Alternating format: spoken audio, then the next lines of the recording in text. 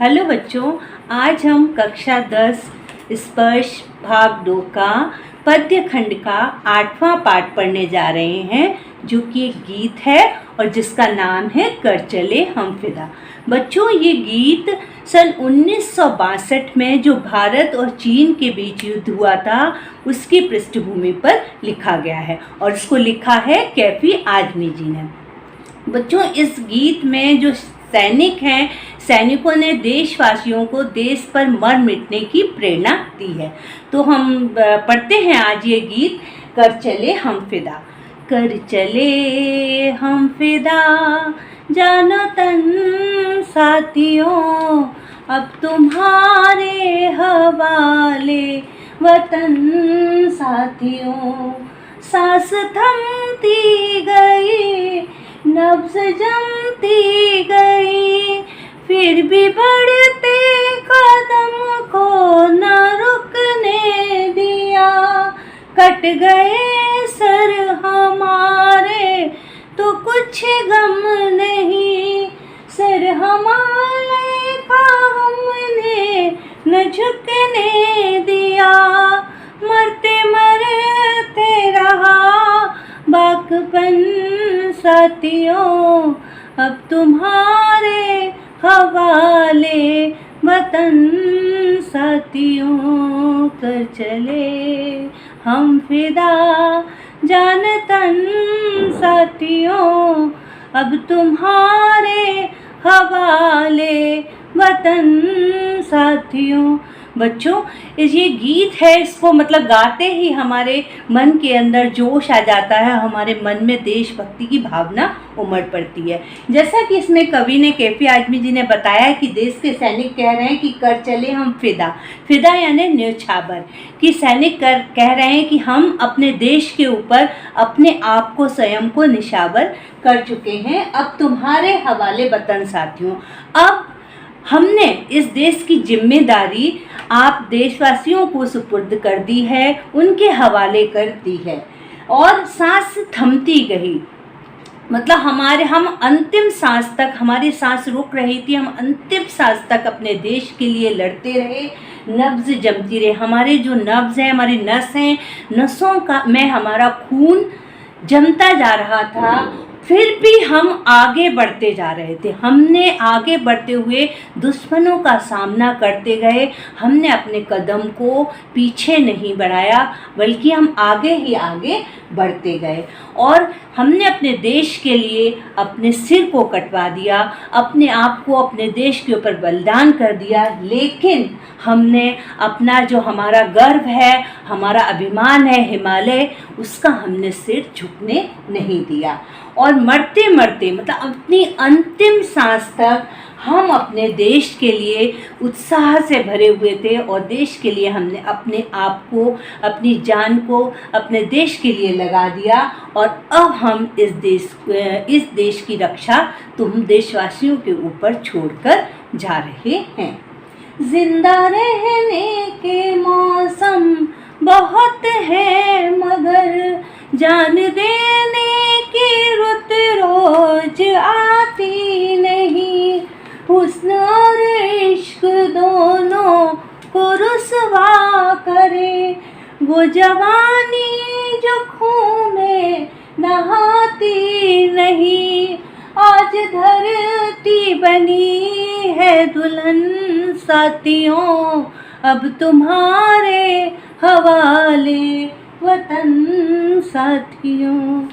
बच्चों, आगे कवि ने बताया है कि जिंदा रहने के मौसम बहुत हैं, मगर हमारे जीवन में जिंदा रहने के लिए इतने हमारे जीवन में खुशियाँ आती हैं, इतना हमारे जीवन में तरह तरह की खुशी के मौसम, मतलब खुशी की बहुत से सारी ऐसे मतलब दिन आते हैं कि जब हमको खुशी मनाने का अवसर मिलता है। लेकिन देश पर जान देने के लिए, देश पर बलिदान होने के मौसम रोज नहीं आते, मतलब देश पर बलिदान होने का दिन बहुत ही कम आते हैं। ऐसे दिन जिन दिनों में हमें अपने देश की रक्षा के लिए अपने देश के ऊपर बलिदान होने का मौका मिलता है।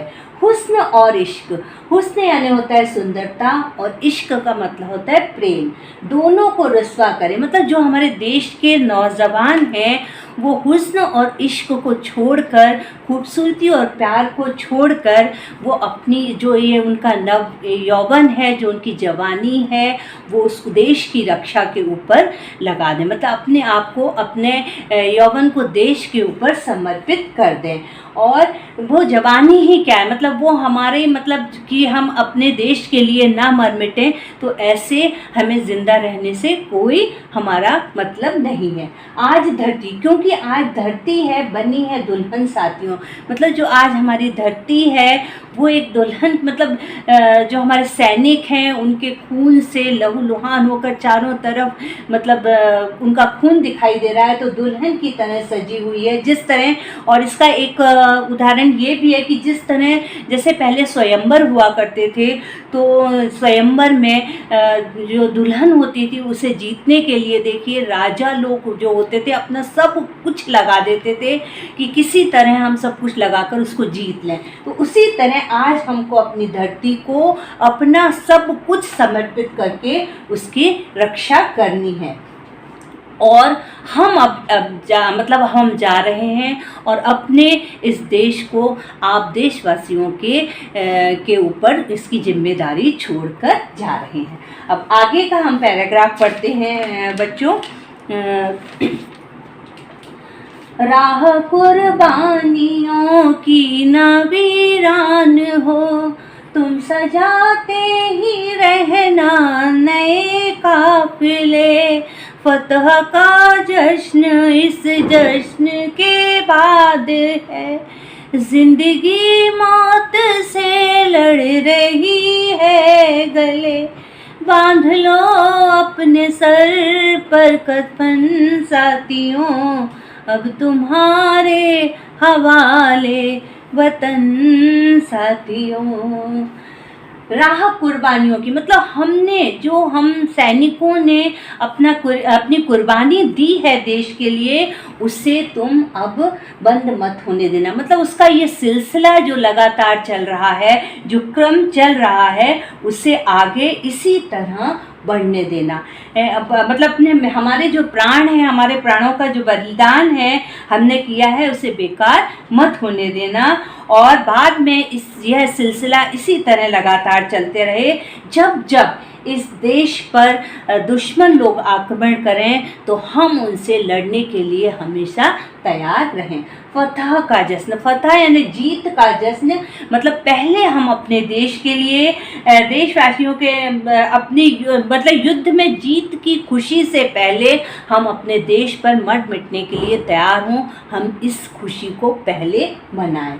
और ज़िंदगी मौत से मिल रही है गले, मतलब सैनिक लोग कह रहे हैं कि उस समय जब हम अपने देश के लिए मरने को तैयार होते हैं तो हमारी ज़िंदगी को हमें मौत से लगाने के लिए हमेशा अपने देश के लिए तैयार रहना, मतलब अपने देश के लिए अपनी ज़िंदगी को मौत के लिए तैयार रखना चाहिए, क्योंकि उस तरह हम अपने देश के ऊपर, अपने मतलब देश के ऊपर अपना बलिदान करके हम अपने देश की इज्जत को बचाते हैं।